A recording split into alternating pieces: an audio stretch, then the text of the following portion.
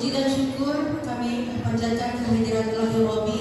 Salawat serta salam semoga terlimpah curah kepada Nabi Muhammad SAW. Semoga kita sebagai umatnya mendapat hidayah dan mendapat syafaat di akhir zaman. Amin. Alhamdulillah, hari ini kita berkumpul untuk mengikuti pelimbasan guru penggerak tentang penerapan budaya positif di SMA Negeri 1 Pangandaran yang akan diberikan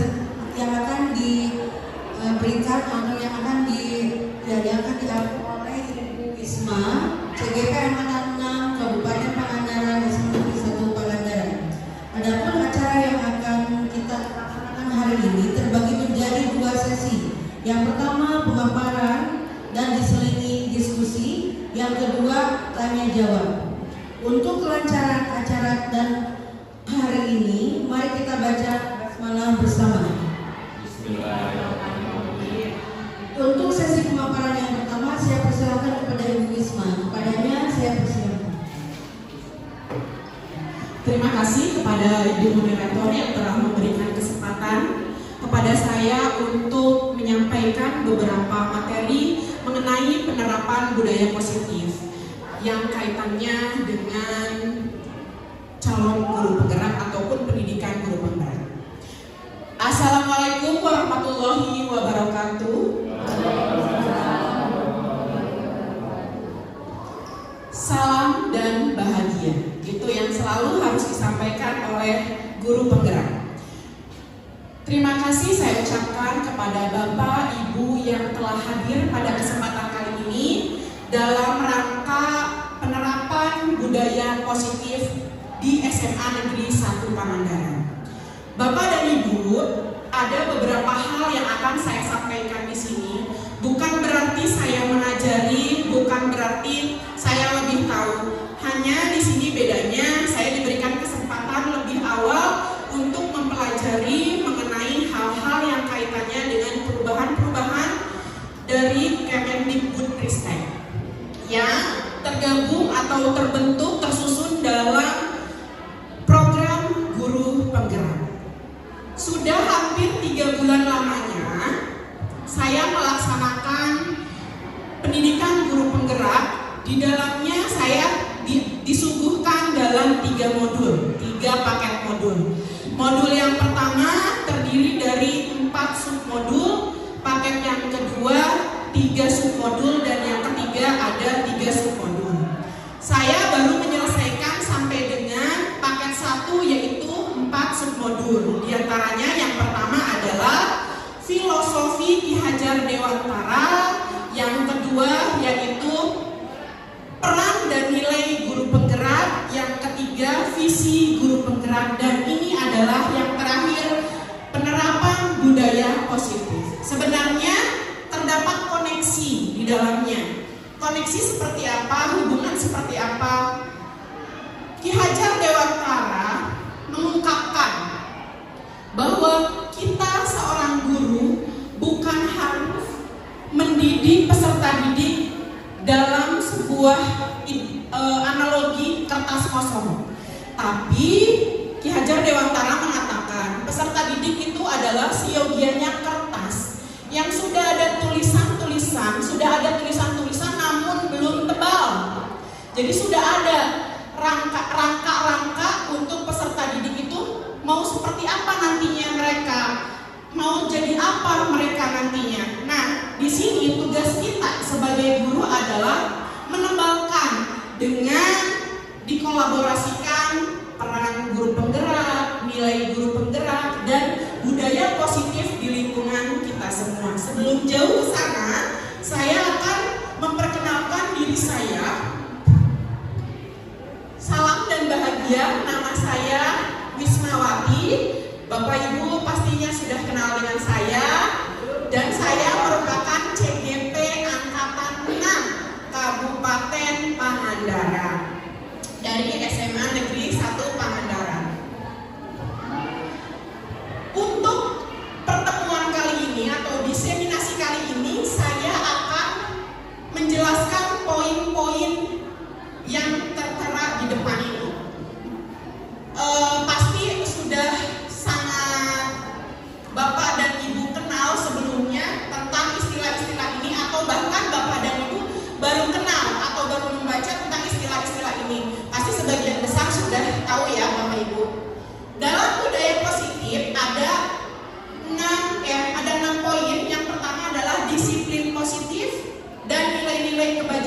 universal. Yang kedua, teori motivasi, hukuman, penghargaan, dan restitusi. Yang ketiga, keyakinan kelas. Yang keempat, kebutuhan dasar manusia dan dunia berkualitas. Yang selanjutnya, 5 posisi kontrol dalam restitusi, dan yang terakhir adalah segitiga restitusi.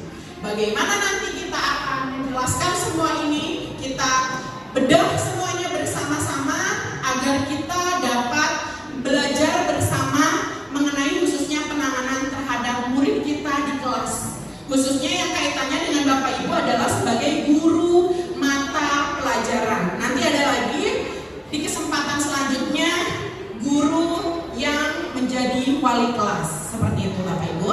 Selanjutnya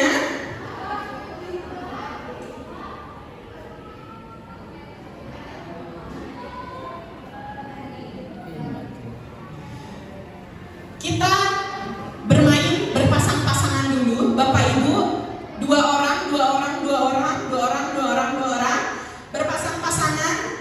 Yang satu orang menggenggam kepalan tangan, ya, menggenggam kepalan tangan. Yang satu lagi berusaha untuk membuka kepalan itu. Yang punya kepalan berusaha mempertahankan kepalan itu dengan cara apapun. Bisa menggelitik, bisa mencaci, bisa mengkata-katai, dan lain sebagainya. Ayo kita praktikan sekarang, Bapak Ibu dengan pasangannya masing-masing. Yang satu untuk menggenggam, yang satu lagi untuk berusaha untuk membuka.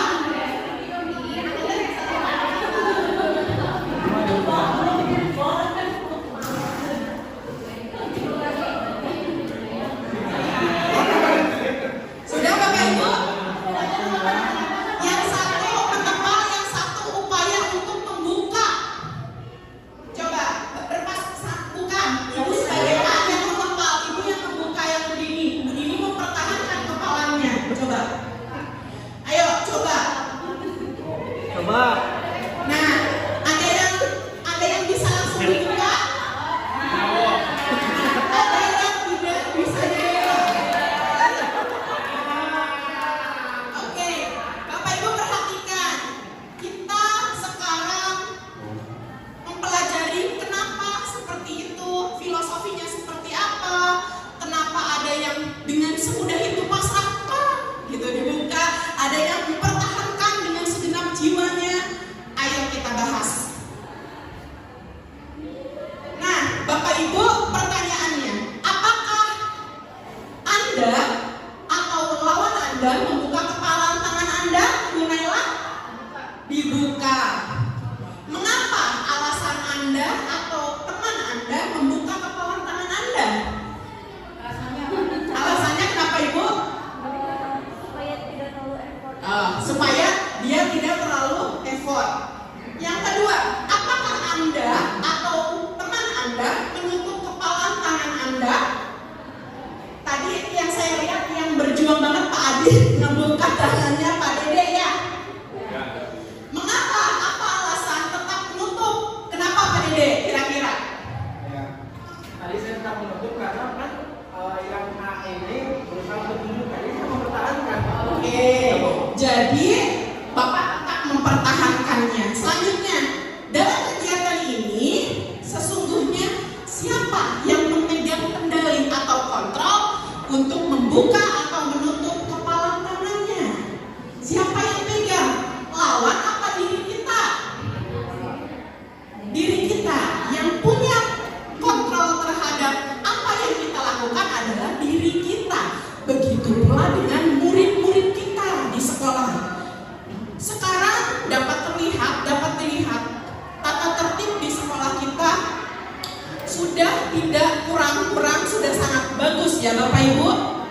Nanti kita bahas kenapa semua itu terjadi. Jadi kendali atau kontrol itu ada pada diri kita masing-masing. Teori kontrol menurut Dr. William Glasser. Di sini ada 4. Yang pertama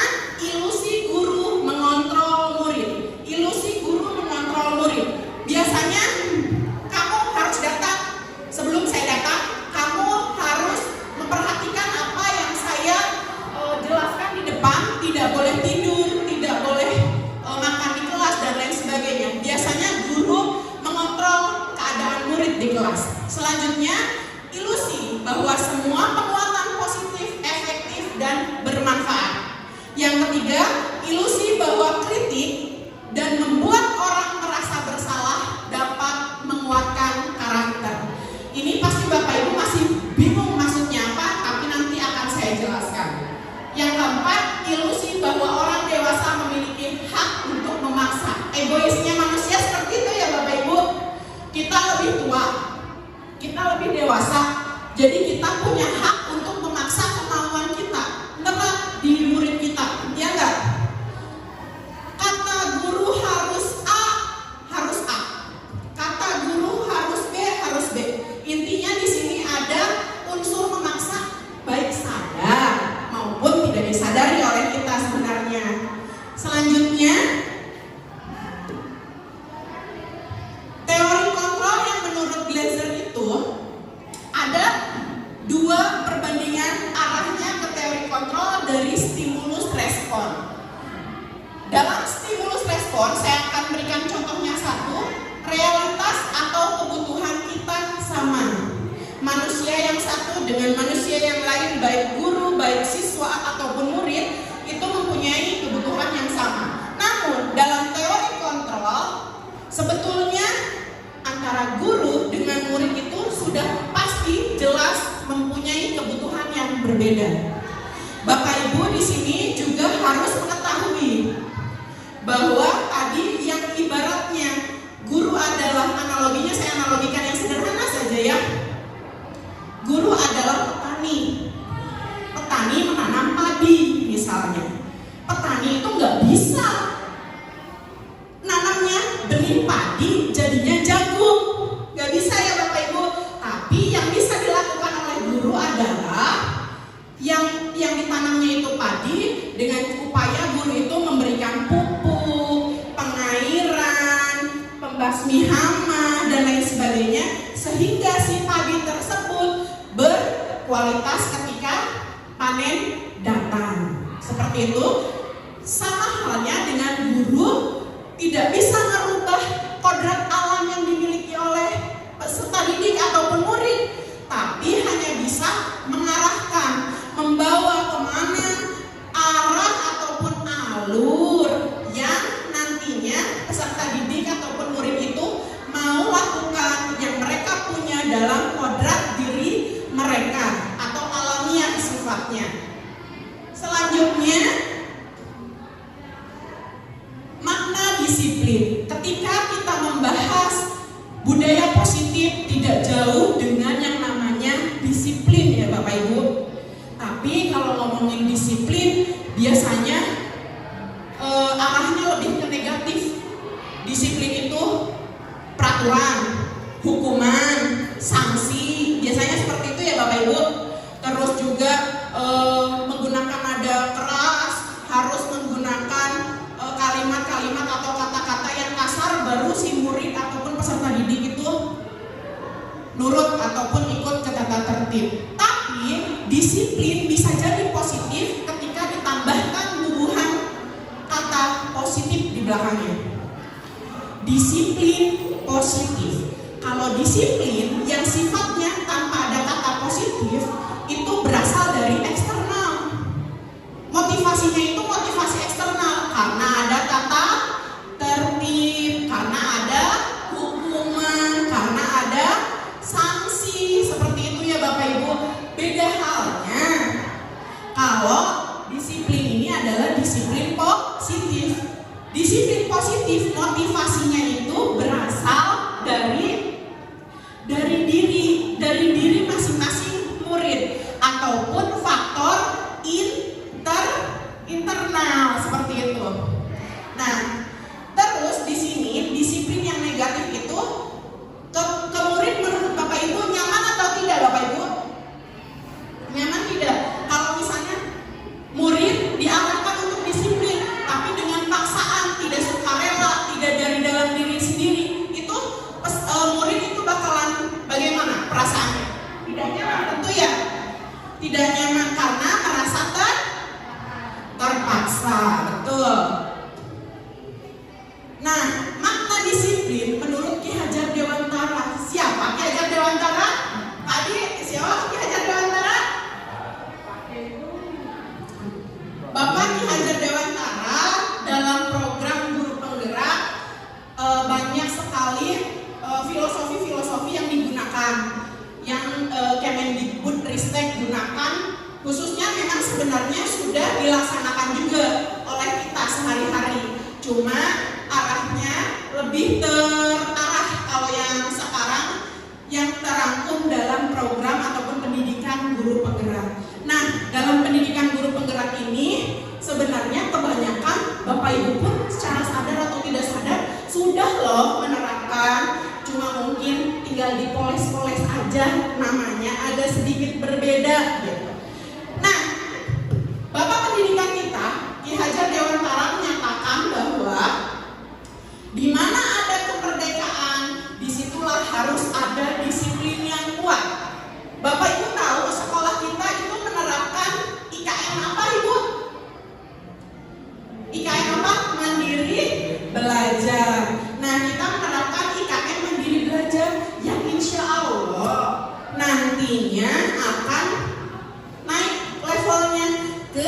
mandiri berubah, otomatis kurikulumnya pun akan menggunakan kurikulum merdeka.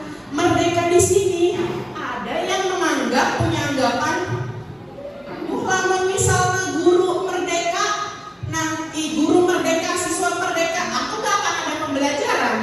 Salah besar ketika memikirkan hal seperti itu, karena merdeka di sini adalah bebas mengungkapkan apapun yang mereka inginkan sesuai dengan minat, kesiapan, dan juga profil belajar murid, seperti itu. Nah, wajiblah penguasa lain mendisiplinkan diri kita, tapi kita harus punya peran lebih penting, atau kita yang punya peran lebih besar untuk mendisiplinkan diri kita sendiri, atau self disiplin. Jadi kita harus mendisiplinkan diri kita. Sama halnya murid, dia tidak bisa diatur dengan A, B, C, D, E, F, G sampai Z untuk disiplin. Tapi kalau dari dalam dirinya itu belum ada muncul dia ingin disiplin secara alamiah tanpa keterpaksaan ataupun tata tertib. Nah, di sini kita penjelasan yang tadi panjang, agak sedikit panjang, kita refleksi dulu Bapak Ibu. Bila di sekolah kita tidak ada aturan berangkat pagi, tidak ada penghargaan guru berprestasi seperti yang digadang-gadangkan oleh kepala sekolah kita akan membuat guru berprestasi, tidak ada tata tertib, terus juga Anda tidak diiming-imingi menjadi karyawan terbaik, teladan berangkat paling pagi, pulang paling akhir, bahkan nginep gitu di sekolah. Nah, di sini apakah Bapak Ibu tetap datang tepat waktu untuk mengajar ke kelas? Ada yang mau mengungkapkan pendapatnya? Bapak Ibu tetap akan datang pagi hari? Ya, Bapak, gimana Pak? Tetap mengajar, karena kita profesional sudah dibayar negara, ya mau kita harus. Oke, berarti profesional tapi karena dibayar negara. Tetap ada embel-embelnya ya Bapak Ibu, karena sudah dibayar, dipercaya, disumpah sebagai ASN, dibayar, jadi nggak mau makan gaji buta, intinya seperti itu ya Pak Heri. Nah, mungkin ada motivasi-motivasi lain juga, kayak contohnya saya harus datang karena misalnya saya punya tanggung jawab terhadap diri saya dan murid-murid di sekolah, karena rasanya kalau nggak ngajar rasanya dosa. Ada nggak yang merasa seperti itu? Kalau nggak ngajar rasanya dosa ya Pak ya? Nah, rasanya dosa karena tanggung jawab kita. Nanti murid kalau misalnya penilaian akhir semester ataupun penilaian akhir tahun, gimana kalau misalnya nggak dapat materi sedikit pun misalnya dari si gurunya? Kita udah bisa ngerefleksi ya Bapak Ibu, kita harus tetap datang ke sekolah meskipun nggak ada aturan, nggak ada hadiah gitu ya, tetap harus datang. Minimal kalau ada tugas-tugas dadakan, minimal tugas ke kelas itu harus ada. Nah, selanjutnya nilai-nilai kebajikan, poin yang selanjutnya dari institusi dan organisasi. Ketika kita membahas guru penggerak, sekolah penggerak, calon guru penggerak, kurikulum merdeka, pasti sering banget disebut namanya apa? Profil pelajar Pancasila. Malah ada beberapa yang tertukar dengan ormas karena ada Pancasilanya, ya. Nah, tapi di sini profil pelajar Pancasila ada 6 Bapak Ibu. Sebenarnya nilai-nilai kebajikan intinya itu, intisarinya hampir sama setiap organisasi, namun untuk penjabaran kata-katanya atau kalimatnya itu sedikit berbeda.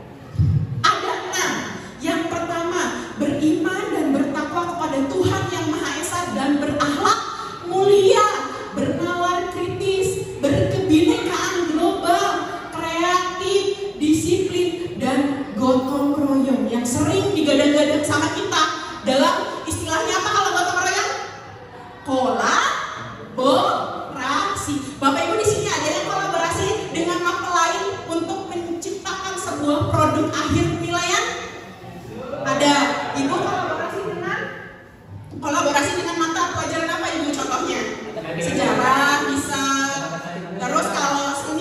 dengan bahasa Inggris, begitu ya?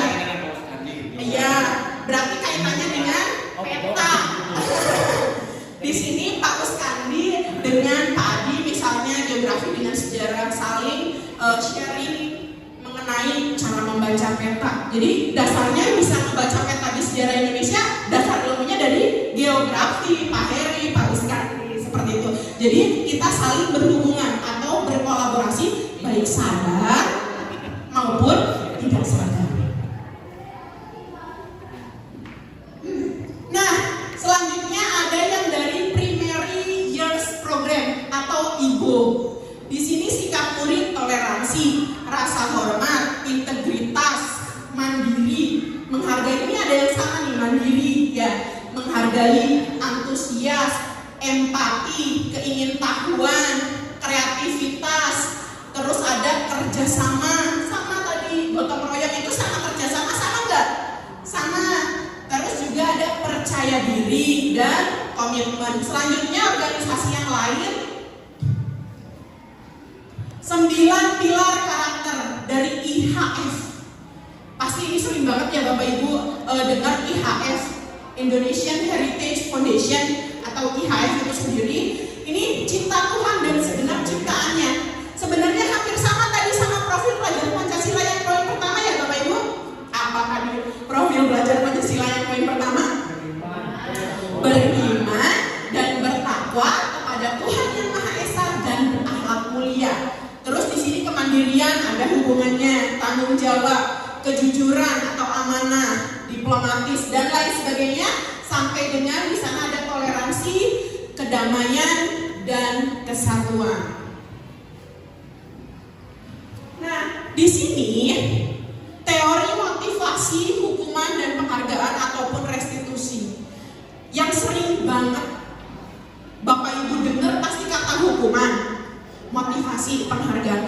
Restitusi itu apa? Ada yang udah tahu apa itu restitusi? Restitusi itu sama dengan disiplin positif. Jadi Bapak Ibu gak usah pusing-pusing.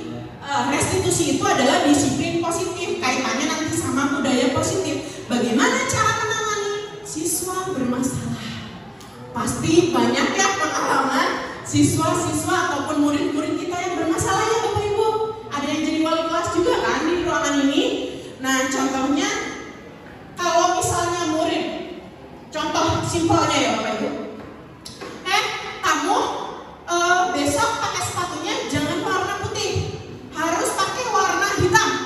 Caranya seperti itu, murid mungkin ada yang bisa menerima, tapi tidak sedikit murid yang membangkang atau tidak mengikuti karena cara yang disampaikan oleh guru terhadap murid, caranya tidak sesuai dengan apa yang mereka inginkan atau murid inginkan. Betul Bapak Ibu?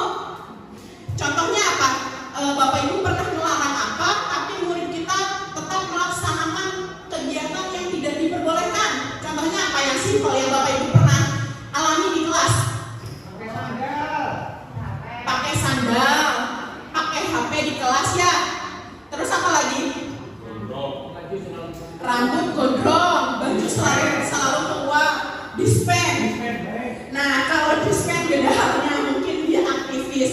Jadi satu dan lain hal memang tetap sih harus ada komunikasi biar si dispen itu tidak jadi malapetaka buat dirinya sendiri gitu ya. Nah di sini Diana Gosen dalam bukunya Restructuring School Discipline menyatakan 3 motivasi perilaku manusia. Yang pertama, untuk menghindari ketidaknyamanan atau hukuman. Yang kedua, untuk mendapatkan imbalan atau penghargaan dari orang lain. Yang terakhir, untuk menjadi orang yang mereka inginkan. Jadi peserta didik ataupun murid di sekolah kita sebenarnya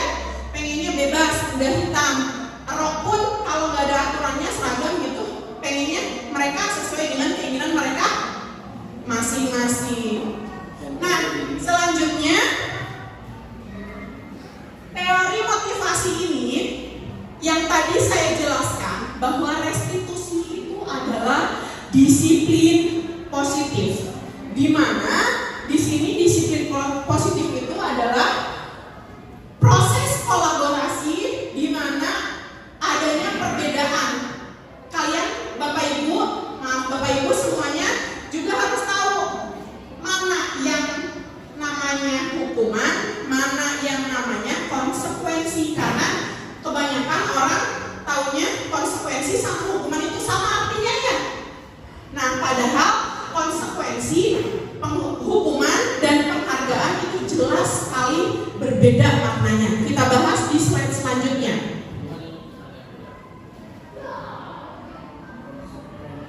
Hukuman, konsekuensi, dan restitusi.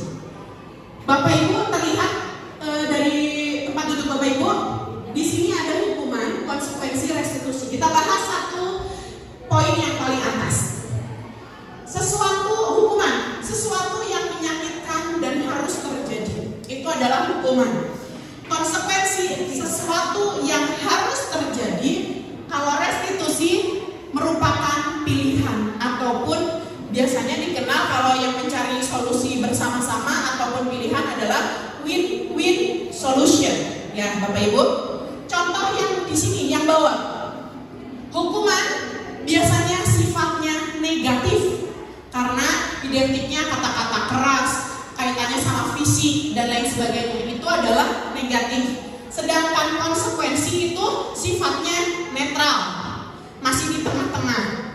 Selanjutnya untuk restitusi sifatnya adalah positif. Kenapa nanti kita bisa tahu restitusi itu positif? Kita bahas selanjutnya. Untuk paparan yang di depan sama hukuman, konsekuensi, dan restitusi.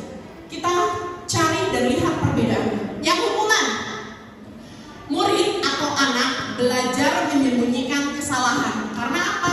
Karena ditekan, karena dituntut untuk sesuai. Biasanya yang mau jujur pun jadi bohong. Iya nggak Bapak Ibu? Nah, yang mau jujur pun jadi bohong. Nah, kalau konsekuensi, murid atau anak belajar taat peraturan, pelan-pelan. Anak-anak, cara penanganan yang kita berikan, anak-anak dengan cara yang konsekuensi akan pelan-pelan belajar tentang mana yang diperbolehkan dan mana yang tidak diperbolehkan. Sedangkan restitusi, justru muridnya lah yang mencari solusi untuk dirinya sendiri. Jadi saya contohkan, misal saya guru, Bu Naila muridnya nih. Bu Naila misalnya suka joget TikTok di kelas, misalnya ya Bapak Ibu. Joget TikTok di kelas ketika jam pelajaran berlangsung. Kayaknya ada deh pengalaman pribadi itu, kelasnya Pak Heri yang seperti itu. Nah, di sini yang patut saya lakukan memarahi Bu Naila di depan umum teman-teman lainnya atau dipanggil ke ruangan saya? Dipanggil. Nah, dipanggil, kemungkinan dipanggil itu bisa yang pertama konsekuensi, bisa restitusi. Kalau konsekuensi mah dinasehati, diberikan nasihat dan lain sebagainya dengan satu arah, yang memberikan nasihat itu dari guru. Kalau restitusi lebih adil Bapak Ibu. Dengan cara apa? Dengan cara berdiskusi bersama. Kenapa kamu tadi bisa joget TikTok ketika pelajaran saya? Misalnya, maaf Bu, habisnya saya ngantuk misalnya.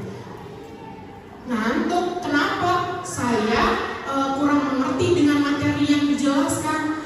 Udah dibahas dengan guru, antara guru dengan murid. Setelah dibahas, akhirnya murid pun dengan guru mencari solusinya bersama. Dikembalikan lagi. Jadi kamu mau bagaimana untuk misalnya memecahkan masalah ini? Maaf Bu, saya tidak akan mengulanginya lagi dan saya berjanji untuk misalnya kata-kata sesederhana itu berasal dari mana? Berasal dari murid dan dipantau ataupun kesepakatan dengan si gurunya. Jadi restitusi ini sebenarnya lebih adil antara guru dengan murid. murid. Tapi suka ada yang seperti ini.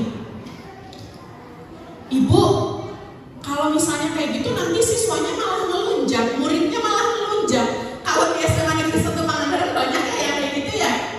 Nah, mungkin harus ekstra stok sabarnya, pelan-pelan gitu. Karena kita sebagai guru adalah mengumpulkan pahala sebanyak-banyaknya. Tapi jangan sampai mengganggu kejiwaan juga gitu. Saking bersabar, menunggu siswa untuk berubah, kitanya malah yang kena mental gitu. Itu nggak baik juga. Nah, saat kita berulang kali menjanjikan hadiah, beda hal ini ya. Berarti kita udah masuk ke penghargaan atau reward. Bapak Ibu suka ngasih hadiah nggak ke murid di kelas? Suka? Hadiahnya berupa apa? Pulpen, poin, nilai plus, alat tulis, dan lain sebagainya. Nah, menurut Bapak Ibu, penghargaan baik atau tidak? Baik. Nah, kita bahas penghargaan itu sebenarnya baik atau tidak. Nah, di sini kita memberikan hadiah kepada anak-anak, berperilaku bertanggung jawab kepada seorang murid agar mempelajari sesuatu yang baru, kepada seorang karyawan agar menjadi karyawan yang teladan dan lain sebagainya dengan diiming-imingi hadiah. Nah, penghargaan itu ada dua jenis.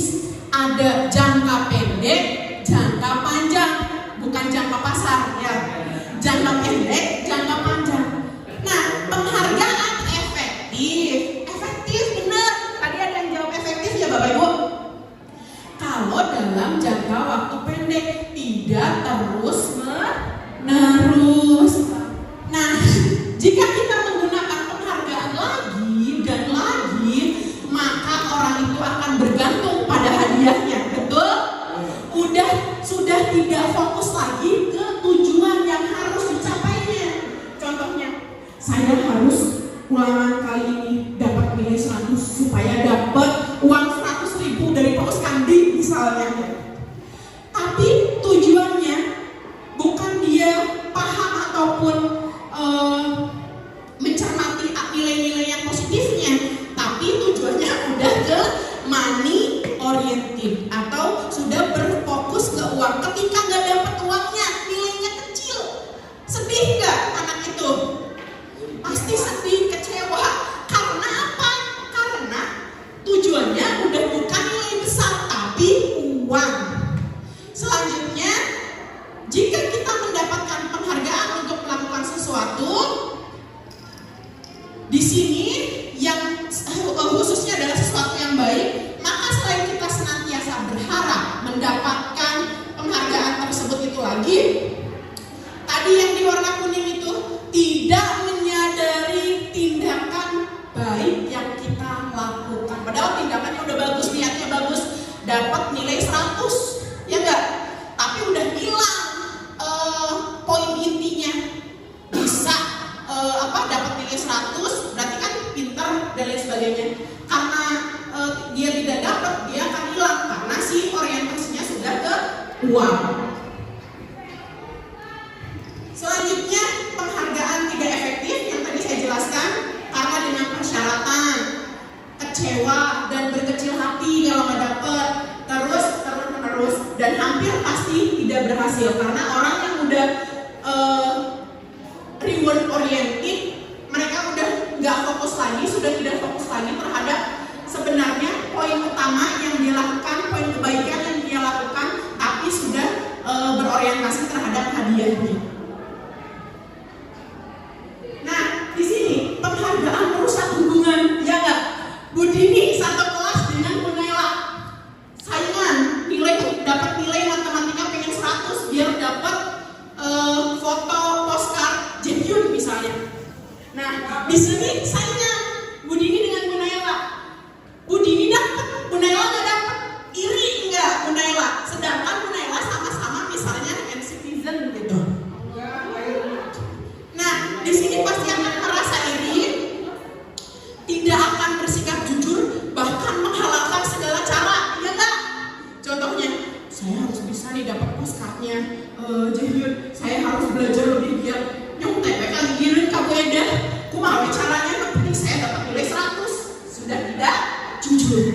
Selanjutnya, penghargaan menciptakan persaingan.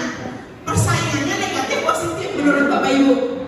Kalau penghargaan karena sudah menghalalkan segala cara, berarti itu sifatnya adalah negatif. Dan mereka yang percaya bahwa mereka tidak memiliki kesempatan, misalnya Bu Naila tidak memiliki kesempatan untuk mendapatkan penghargaan, akan berhenti mencoba ataupun patah semangatnya karena wah saya nggak bakal dapat 100 lagi, wah ya udahlah saya mah normal aja kayak orang lain, nilainya di standar aja, jadi saya nggak busuk, semangatnya pun menurun. Bapak Ibu, ada riset nih, penghargaan mengurangi ketepatan. Anak-anak diminta mengingat kata-kata tertentu. Dalam mengambil kartu berisi kata-kata yang diingat tersebut setiap kali muncul. Contohnya, misalnya di sini ada tulisan Garuda Pancasila Indonesia. Suruh ingat nih dari kartu-kartu tersebut. Yang satu siswa ngasih jawaban benar tanpa diiming-imingi apa-apa. Yang satu lagi diberi permen. Biasanya yang diberi permen ataupun hadiah akan fokus, namun fokusnya ke permennya karena dia sudah mendapatkan penghargaan. Beda halnya yang tidak diberi permen, dia fokus terhadap menjawab untuk jawaban yang benar. Untuk hasilnya seperti itu, anak-anak yang mendapatkan permen jawabannya banyak yang tidak tepat dibandingkan murid ataupun anak-anak yang tidak mendapatkan permen, hanya diberitahu jawabannya benar. Di sini pengamatan dilakukan dalam kelompok mahasiswa-mahasiswi juga nih Bapak Ibu. Ada jurnalistik nih kaitannya sama ekskul jurnalistik. Yang satu suruh cari informasi. Dibilang kamu bakal gajian sebulan sekali kalau dapat informasi-informasi update tentang SMA Negeri 1 Pangandaran.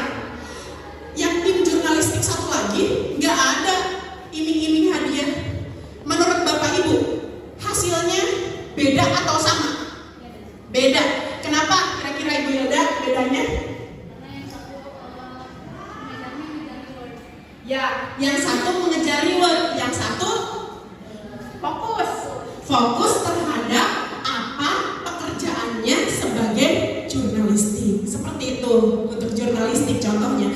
Jadi bukan berarti kalian tidak bisa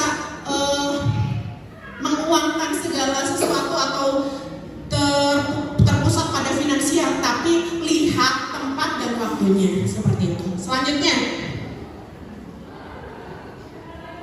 penghargaan mematikan kreativitas. Tadi kreatif, siswa yang tadinya harusnya kreatif, tadinya mahasiswa-mahasiswi jadi nggak kreatif.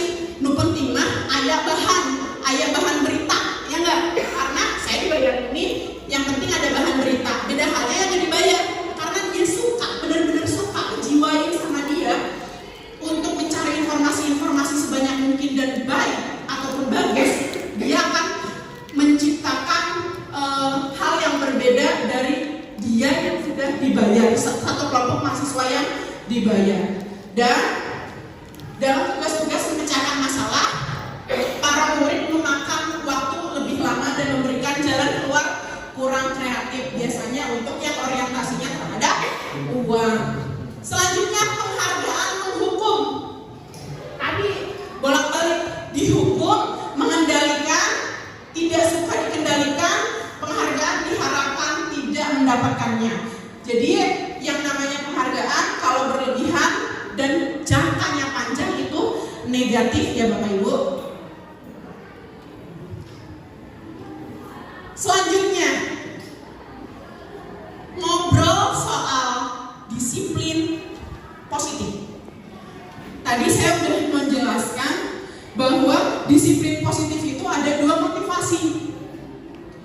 Ada dari eksternal, ada dari internal. Ketika yang dari eksternal itu berarti dibentuk oleh tata tertib dan aturan-aturan yang ada. Sedangkan disiplin positif lebih identik dengan apa? Dengan aturan tanpa aturan. Jadi aturan pada diri sendiri atau self discipline.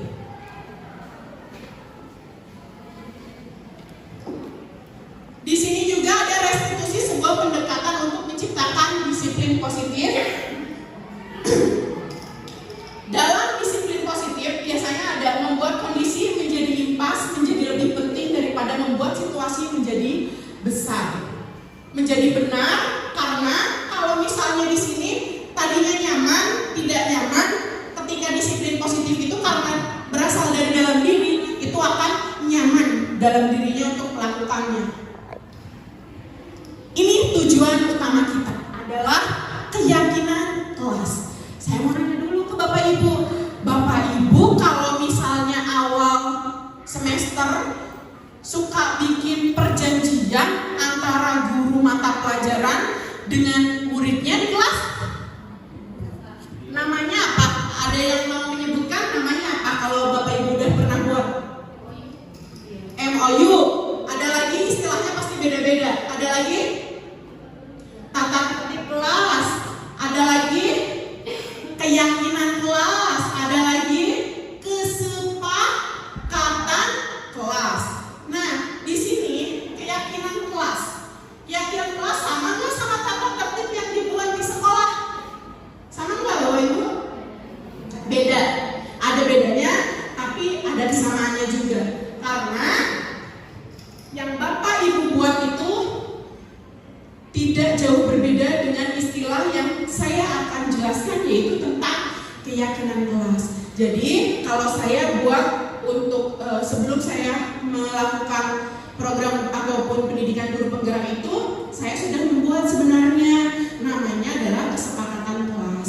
Kesepakatan kelas itu termaktub dalam satu map dari, oleh, untuk, dari murid, oleh murid, untuk murid. Saya bagikan kertas-kertas, murid menuliskan apa yang mereka inginkan di dalam kelas. Nanti diresum, disatukan dalam sebuah laporan. Laporannya ditandatangani oleh seluruh murid di kelas itu. Selanjutnya ditandatangani mengetahui saya, guru mata pelajaran. Ada yang sama seperti itu? Atau belum sampai ditandatangan semua? Belum ya, tapi baru kesepakatan saja. Saya sebelum mengikuti pendidikan guru penggerak ini, alhamdulillah sudah sampai ke tanda tangan seluruh peserta didik gitu. Nah, mudah-mudahan kita bisa membiasakan habit-habit positif dalam keseharian kita di kelas. Nah, keyakinan kelas bersifat lebih abstrak, tidak lebih detail seperti tata tertib sekolah. Selanjutnya, keyakinan kelas berupa pernyataan universal. Yang ketiga, pernyataan keyakinan kelas senantiasa dibuat dalam bentuk positif, tidak negatif. Keyakinan kelas hendaknya tidak terlalu banyak. Ada yang buat bikin peraturannya lebih dari 60, Bapak Ibu, 50 poin. Nggak ada ya? Paling banyak 10 sampai 15 poin. Selanjutnya, keyakinan kelas sebaiknya sesuatu yang dapat diterapkan di lingkungan. Jadi jangan sampai hal yang ada-ada yang nggak bisa diterapin di kelas. Misalnya di kelas pembelajaran harus wajib berudara dingin, padahal di kelas itu nggak ada AC misalnya. Itu tidak boleh ya.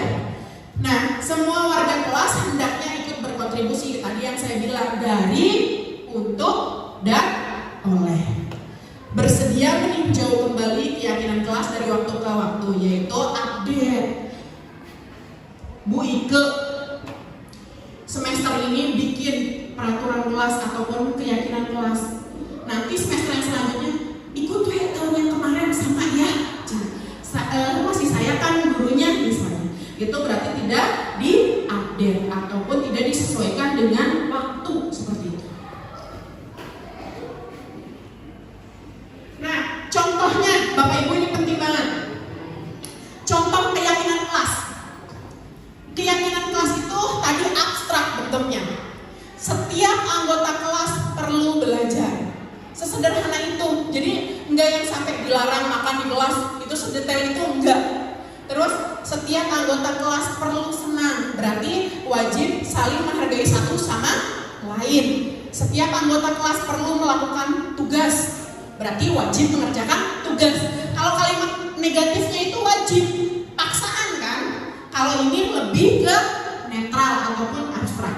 Selanjutnya, setiap anggota kelas perlu merasa aman. Berarti di sini harus saling menghargai, saling menjaga satu sama lain. Itu contoh ada yang kelas 5, kelas 7. Yang kelas 5 misalnya, selalu bersikap positif. Terus senantiasa menjadi diri terbaik. Itu adalah pernyataan-pernyataan yang abstrak. Tidak mengerucut ke sampai kita seolah-olah mengatur ke murid gitu. Nah, kebutuhan dasar manusia itu ada 5. Pasti fokus ke yang pertama, kebutuhan untuk bertahan hidup, survival. Bapak Ibu kerja, Bapak Ibu cari uang, Bapak Ibu cari uang untuk makan, beli baju, terus shopping, itu mah kebutuhan. Selanjutnya beli tiket untuk kebahagiaan. Nyambung Pak.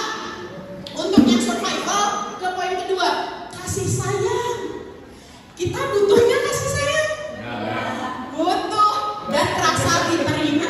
Jadi gini, kita butuh kasih sayang karena kita manusia normal, betul? Nah, yang ketiga, kebebasan, freedom. Kebanyakan bebas di sini disalahartikan, ya enggak? Nah, harusnya bebas itu merdeka.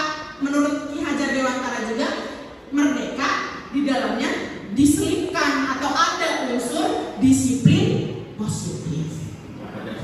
Yang keempat, itu pengalaman Bapak. Yang keempat, kesenangan, fun. Beda-beda nggak?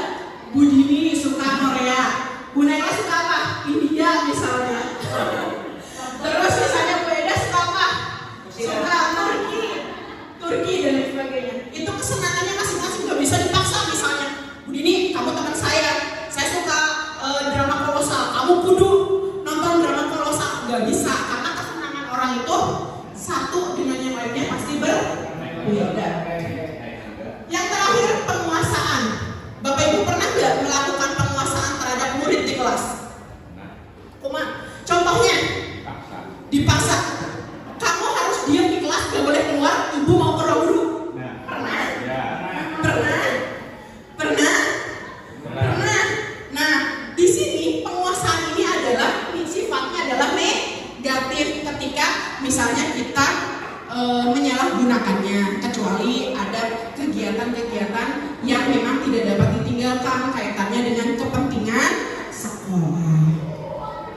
Karena itu adalah pengalaman saya. Glaser menyatakan bahwa kapasitas untuk berubah ada dalam diri kita, atau faktornya adalah faktor internal. Dunia berkualitas. Dengar poinnya, mumet gak sih? Dunia berkualitas. Emang kualitas? Dunia berkualitas itu apa? Ada gak yang mikirin dunia berkualitas? Kata saya ada dunia gak berkualitas. Yang berkualitas mah cuma saya dan dia, misalnya. Misalnya seperti itu. Di sini dunia berkualitas adalah tempat khusus di pikiran Anda, di pikiran Bapak Ibu. Dunia berkualitas semacam album foto ataupun memori yang ada dalam diri Bapak Ibu semuanya.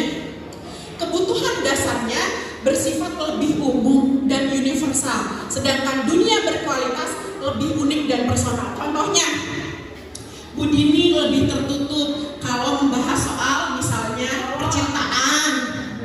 Kalau misalnya Bu Yilda lebih terbuka kalau membahas soal makanan misalnya.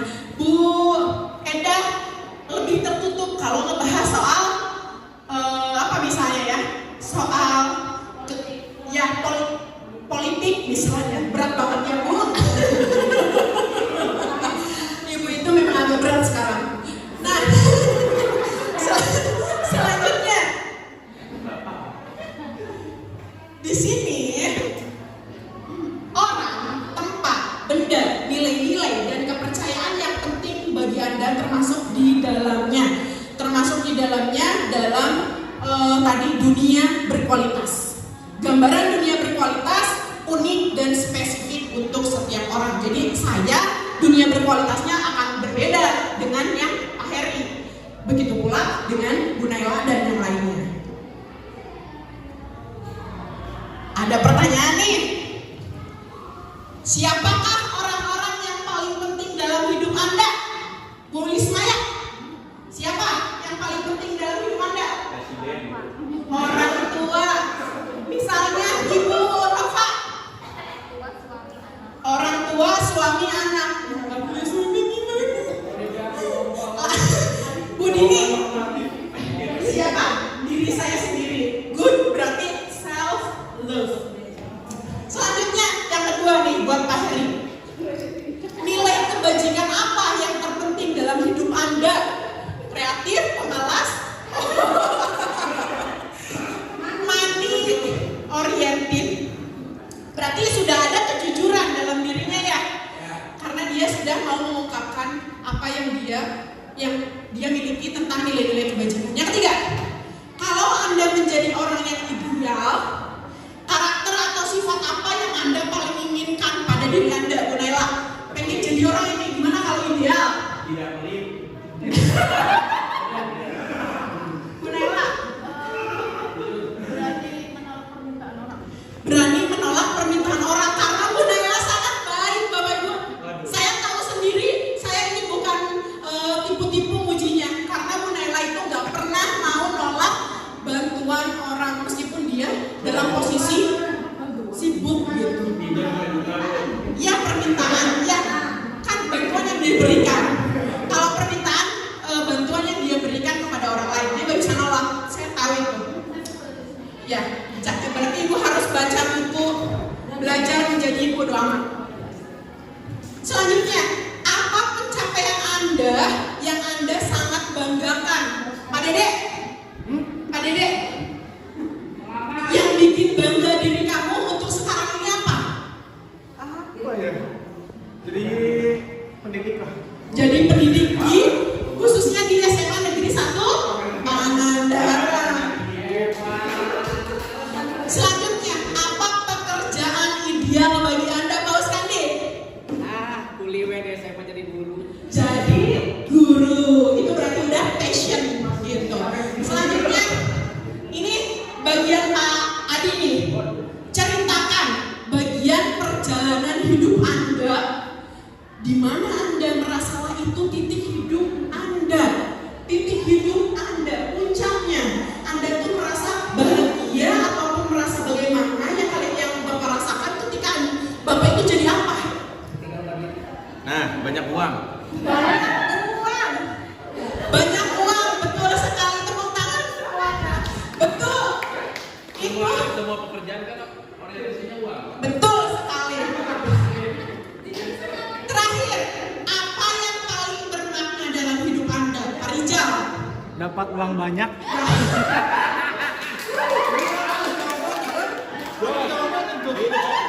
Dapat uang banyak. No money, no.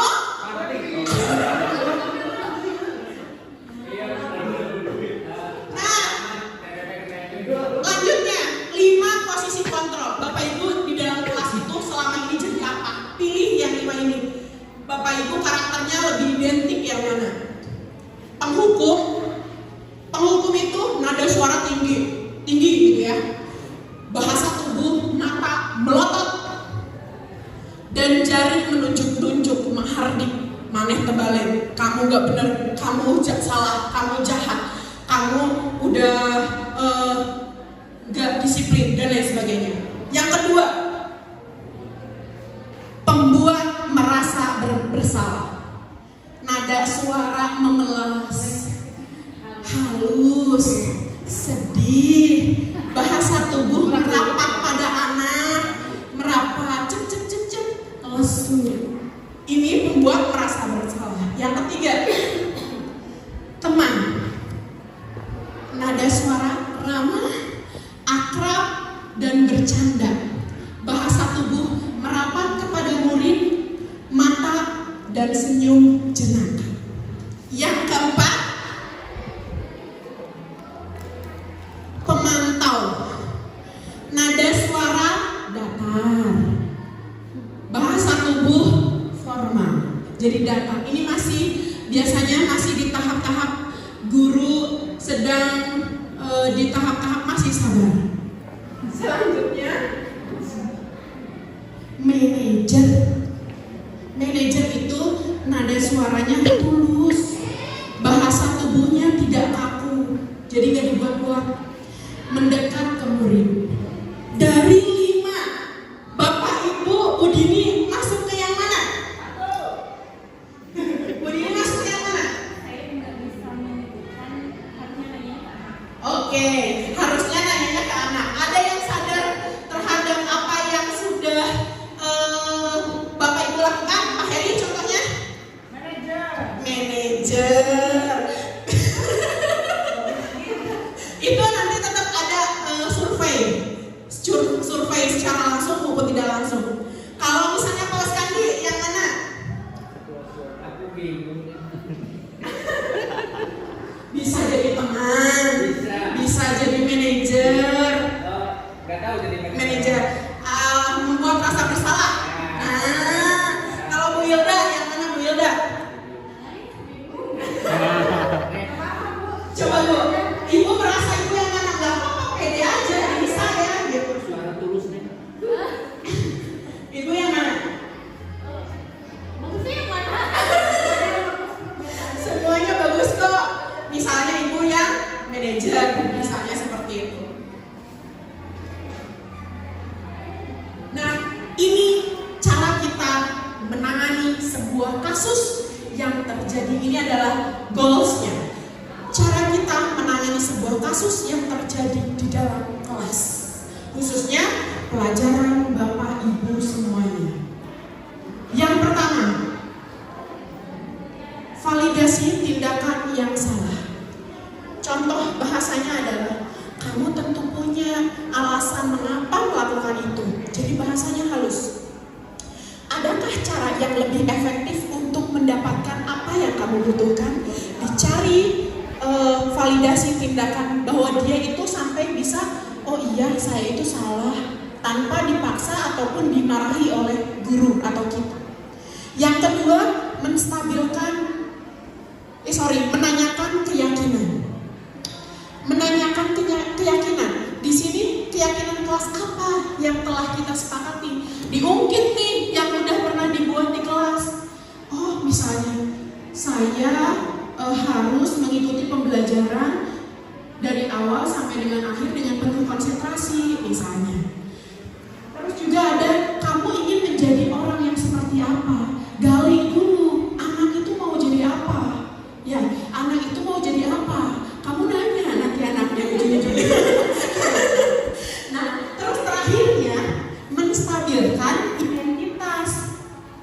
Contoh pertanyaannya, setiap orang pasti pernah melakukan kesalahan, tapi jangan sampai teh gembong narkobanya. Saya juga pernah melakukannya, misalnya guru itu nggak bisa. Misalnya tidur di kelas.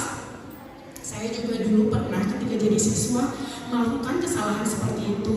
Nah, terus juga kamu bukan satu-satunya atau gitu ya, bukan tadi yang satu aja. Kamu bukan satu-satunya yang pernah melakukan itu. Orang lain juga banyak yang melakukan hal-hal seperti itu. Nah, menstabilkan identitas itu bahasanya berbuat salah itu gak apa-apa. Jadi kita kan harus sabar memang.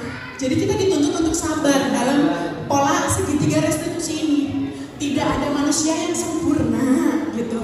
Terus kita bisa menyelesaikan ini. Positive thinking itu di tahap menstabilkan identitas. Kalau validasinya, padahal kamu bisa melakukan yang lebih dari ini. Contohnya tidak hanya tidur di kelas, loncat benteng, atau misalnya mempesan ban motor orang dan tidak belajar. Kamu bisa lebih jahat dari ini gitu. Terus kamu patut bangga pada dirimu sendiri karena kamu telah melindungi sesuatu yang penting Misalnya, Pak Adi sebagai murid Bu Lismaya. Bu Lismaya itu mengejek Pak Adi. Gendut misalnya kayak gitu ya.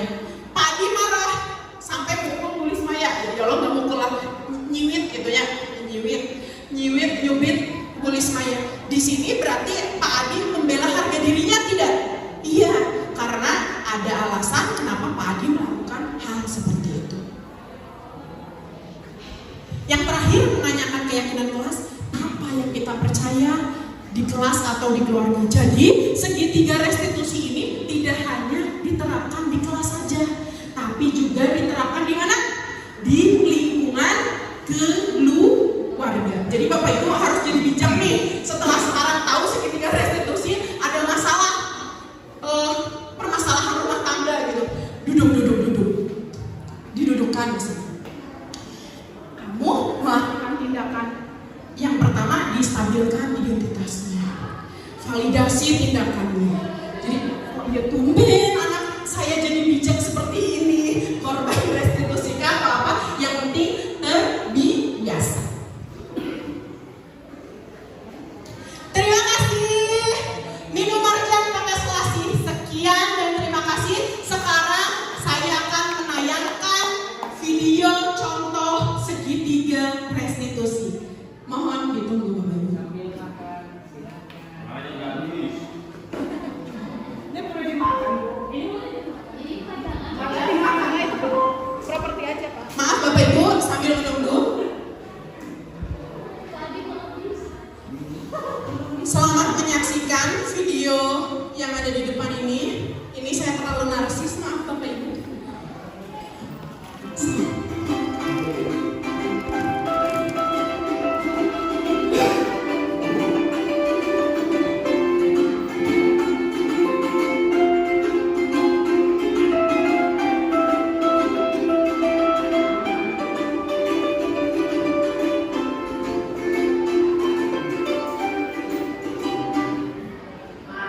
Ini kasusnya ada siswa yang tidur di kelas ya. Naik. Kata mereka yang budak.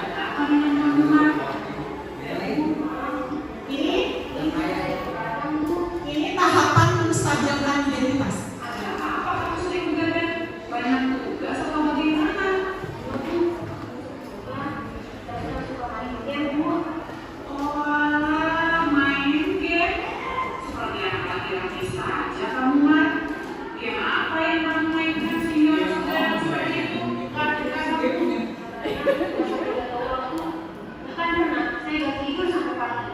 Masya Allah, sampai tidak tidur.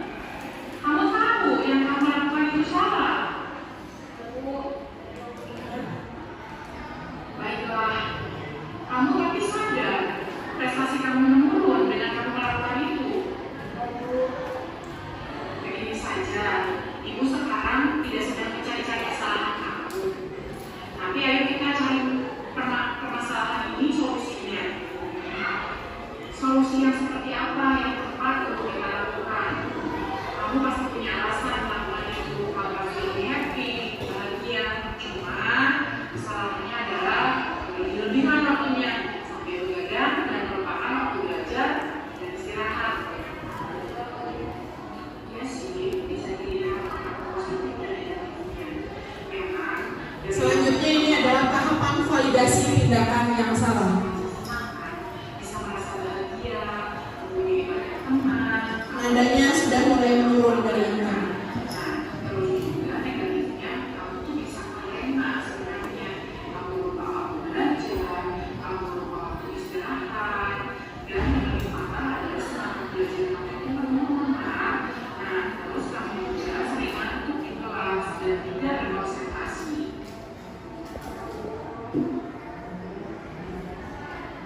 Sekarang mari kita bicarakan mengenai kelas. Mana yang kamu percaya? Yang terakhir ini menanyakan keyakinan. Menanyakan keyakinan. Betul sekali. Berarti kamu masih ingat keyakinan kelas yang kita buat sebelumnya. Nah, sekarang kita kamu pembelajaran kemarin. Berapa kamu mengalami dalam belajar, apakah sikap yang kamu tunjukkan itu sesuai dengan kamu dengan keyakinan kelas kita. Tapi kamu dengan gaya itu kan kamu happy ya, kamu senang, menurut ibu ada solusi nih untuk masalah kamu sebenarnya. Jadi kamu tetap senang, tetap bahagia dengan main game, terus juga kamu bisa belajar tetap istirahat dan membagi waktunya seimbang. Nah, bagaimana menurut kamu kalau seperti ini?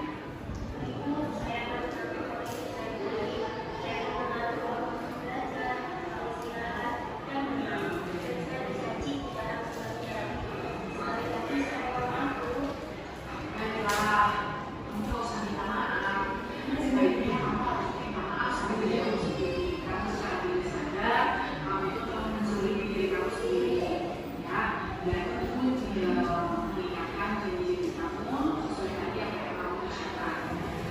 Semoga kamu mendapatkan perubahan-perubahan yang signifikan ke depannya dan tetap mempertahankan bahkan meningkatkan prestasi. Baik Bu, saya berjanji. Ini kembali ke kelas ya Bu. Terima kasih. Ya, sama-sama. Semoga kamu menjadi sukses. Terima kasih Bu. Ya. Ketika saya bersalah, Dan ini tanggapan murid yang telah diberikan restitusi, sedia restitusi. melakukan kesalahan. Akhirnya kami mencari solusi bersama dan mendapatkan kesepakatan. Seperti itu.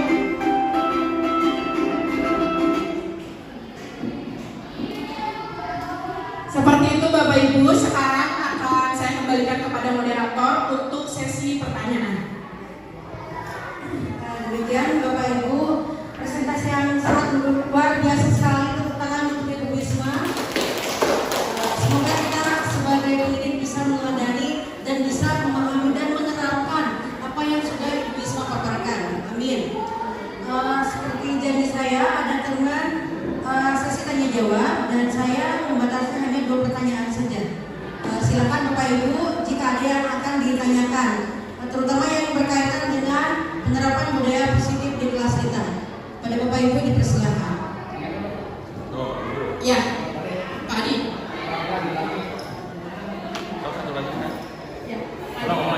Ya, langsung dari depan. Assalamualaikum warahmatullahi wabarakatuh.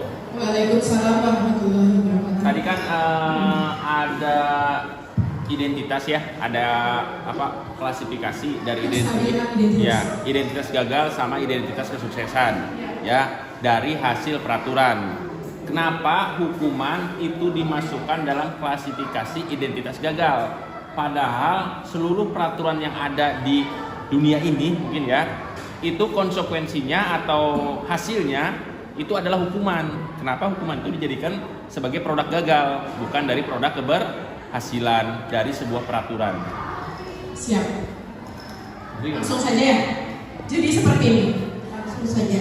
Arahnya itu adalah kenapa hukuman dalam sebuah peraturan itu masuk ke dalam ranah negatif, tapi bukan positif. Jadi seperti ini.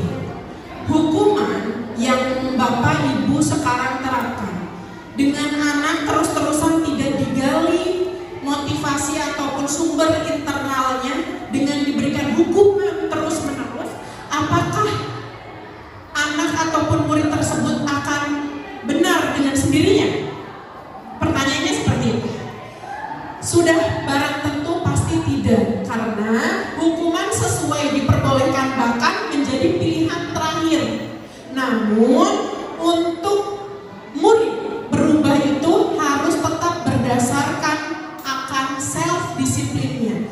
Jadi harus muncul dari dirinya dulu, barulah hukuman itu kalau misalnya tahap itu tidak dapat dilalui, barulah ke disiplin. Disiplin itu adalah hukuman itu adalah pilihan terakhir atau diperbolehkan untuk tidak digunakan kalau misalnya disiplin dirinya sudah muncul dari si murid itu gitu. Jadi negatif tapi pilihan terakhir. Jadi itu sudah termaktub bahwa hukuman itu adalah pilihan terakhir kalau muridnya benar-benar double. Jadi konsekuensi restitusi restitusi, baru Enggak, hukuman itu paling tinggi, konsekuensi dan restitusi. Yang dianjurkan itu adalah restitusinya, konsekuensi itu pertengahan, yang terakhir itu adalah hukuman. kalau sudah tidak ada lagi solusi, hukuman. Baru itu hukuman, seperti itu. Jadi makanya sifatnya negatif, diperbolehkan sebagai pilihan terakhir, tapi dianjurkannya kan tidak digunakan sama sekali, seperti itu. Ya, seperti itu Bapak Ibu. Silakan, ada satu lagi pertanyaan. Ya, kepada panitia. Oke, terima kasih Bu. Bu izin bertanya. Assalamualaikum warahmatullahi wabarakatuh. Bu izin bertanya mengenai disiplin. Tadi kan dibahas mengenai self disiplin ya. Nah, bagaimana penerapan anak itu bisa self disiplin? Disiplin karena kemauannya sendiri tanpa dia tidak mengetahui aturan dari aturan yang ada gitu. Sedangkan kan aturan itu sebuah pemaksaan juga kan. Nah, contoh aja kita nggak akan tahu kalau misalkan jam 8 itu telat, misalkan masuk telat ya. Kalau misalkan tidak ada aturan, kalau tidak ada, nah itu bagaimana menerapkannya biar ada self disiplin anak? Oke, self disiplin. Aturan, tata tertib yang dibuat di kelas maupun di sekolah itu memang tetap harus ada. Tapi self disiplin itu digali oleh kita sebagai guru yang mengarahkan. Jadi dengan cara tata tertib sudah ada, tapi tetap kesiangan. Masalah tidak bagi kita. Masalah kalau kita menanganinya dengan cara yang salah, siswa atau murid akan tetap salah selamanya. Tapi dengan memunculkan self disiplin dengan treatment khusus yang baik, itu akan muncul dengan sendirinya. Kalau siswa atau murid itu caranya bisa dengan satu kali cara yang tegas langsung menerap dalam dirinya, itu lebih baik. Tapi kalau yang dalam dirinya itu secara lama harus menjadi teman dulu si guru, harus jadi fasilitator dulu, itu tahapan-tahapan itu adalah kewajiban kita sebagai guru untuk membimbing peserta didik memunculkan self disiplin itu sendiri. Seperti itu Pak. Terima kasih.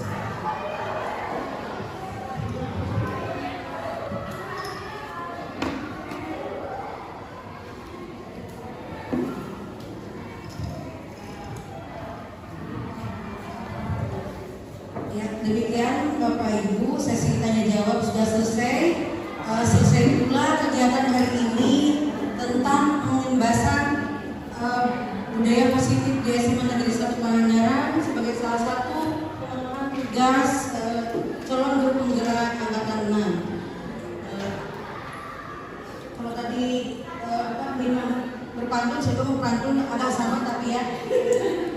Pengadilan Ibu Sulasi. Sekian, terima kasih. Mari kita tutup bersama dengan bacaan hamdalah. Assalamualaikum warahmatullahi wabarakatuh. Saya Nailatun Nikmah, guru SMA Negeri 1 Pangandaran. Setelah mengikuti kegiatan diseminasi yang disampaikan oleh Bu Wisma sebagai calon guru penggerak, ada beberapa hal yang saya pelajari yang tentunya sangat berguna bagi saya khususnya sebagai seorang guru.